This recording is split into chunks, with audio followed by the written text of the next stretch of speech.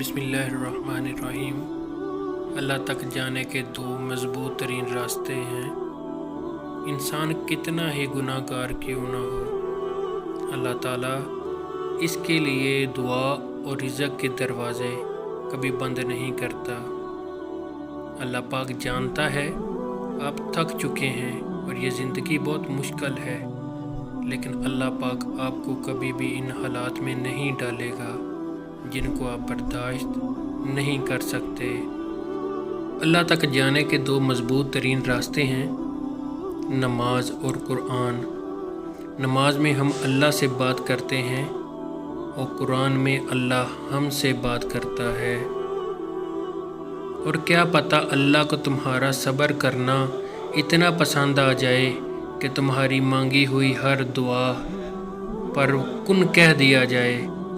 अगर ये कहने की बजाय कि दीवारों के कान होते हैं, हम ये कहना शुरू कर दें कि फ़रिश्तों के हाथों में भी कलम है, तो हमें लोगों से ज़्यादा अल्लाह की फ़िक्र हो जाए।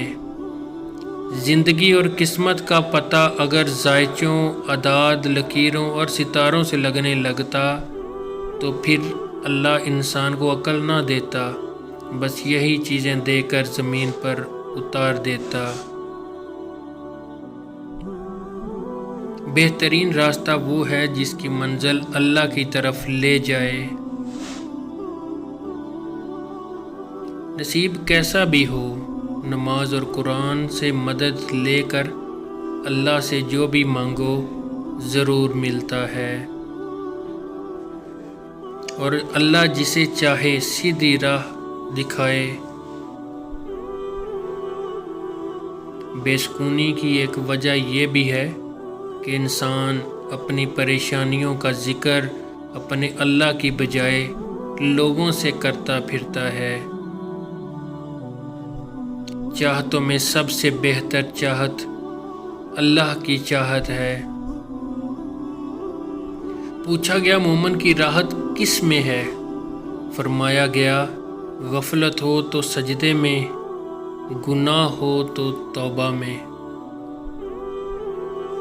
सर उठाकर रब से न मिलने वाली चीज़ों का तकाजा करने से पहले सर झुकाकर रब से मिलने वाली नेमतों का शुक्र अदा करना बेहतर है। अल्लाह से दुआ मांगो तो दुआ की कबूलियत पर यकीन रखो, क्योंकि अल्लाह गाफिल, लापरवाह और मायूस की दुआ कबूल नहीं करता। इस खाक को माफ़ कर दे ए मेरे अल्लाह, इस खाक में मिलने से पहले, आमीन। अगर आपको हमारी वीडियो अच्छी लगी हो तो हमारे चैनल को ज़रूर सब्सक्राइब कीजिए और बेल आइकन को प्रेस कर दीजिए।